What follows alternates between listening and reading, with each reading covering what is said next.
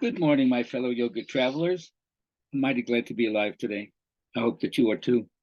As we continue to live, laugh, love, learn, linger, live the life we love. Emmett Fox is one of my affirmation masters, and here's the kind of teachings that he's given me. First of all, the truth is true because it's true, not because we make it so. And all is plastic to our thought. It's in the selection of our thoughts that our destiny lies. So what demonstrates is an expansion of consciousness. As the old Bible statement says, be ye not conformed to the world, but be ye transformed by the renewing of your mind. So inspiration and perspiration, doing the work, that's the parents of true activity in this. You work hard, but you don't make hard work out of it because there's a work that's a kind of play. So don't dwell on troubles, but instead realize the presence of spirit there. Wherever the trouble seems to be, add the presence of spirit. Because in the light of this truth, there are no secular activities. It is all spiritual work that you're doing in the hidden inner temple, in the silent studio in your mind. So the key is anything you give your attention to, you're building that thing into your consciousness for good or evil. Anything that you think about, especially when it's negative, you antagonize and it fights back. So whatever you neglect or ignore fades away because it dies by starvation, by lack of attention. Otherwise, you tend to meet your own fears dramatized. So let corpses lie in due course, just like nature takes care of that which is buried, if the remains are left alone. But every time you wake up an old grievance, exhume it, rehearse it in your mind by telling it to somebody again and again, dwelling on it. That's like opening a grave. Liquidate it. Write it off in your mind. Refuse to give it any present existence. That means you deal with negativity immediately in its infancy. You don't give any thought of negativity time to grow. That means you never argue with false suggestions. So once you realize that spirit is closer to you than your own breathing, closer than your own hands and feet, closer than your jugular vein, as our Islamic friends would say, just practice the presence, because God is the only power, and everything that we can be aware of is part of spirit's expression. So if you understand that, then we can move on to using the power of your own mind. Especially for those of us who are getting older, how do we turn our aging into saging? Well, first of all, ethically speaking, be kind to other people.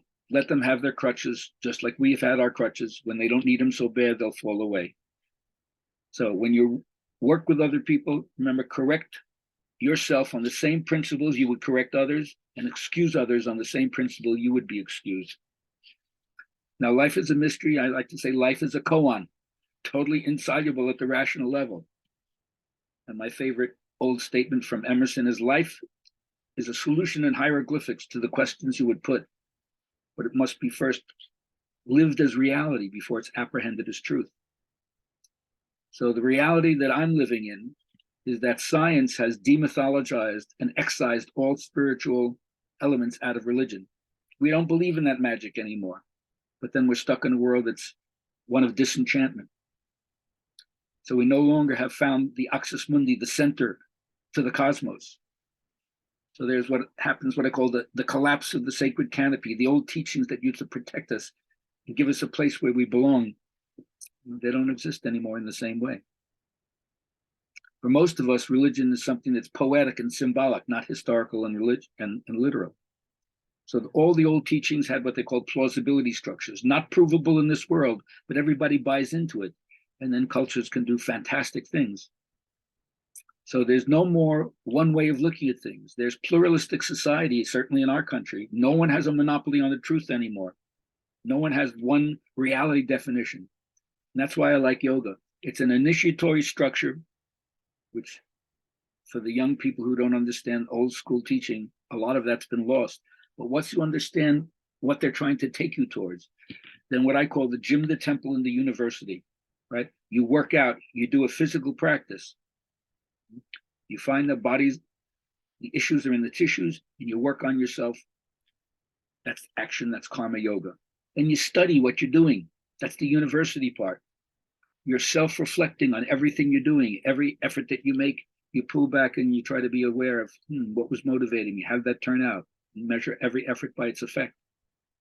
And then you bring it all into the heart, because there's really only one teaching, opening your heart. And of course, the humble, contrite heart is the one that's full of forgiving and full of praising. And then that's the temple. You worship there. Your heart is supposed to be tender and feel for everyone, and also the place where joy and celebration happens. So even though we're all dealing with miniaturization, digitization, democratization, secularization, pluralization, each one vying for its own market share, keep it simple. Connect to spirit in whatever form you find it.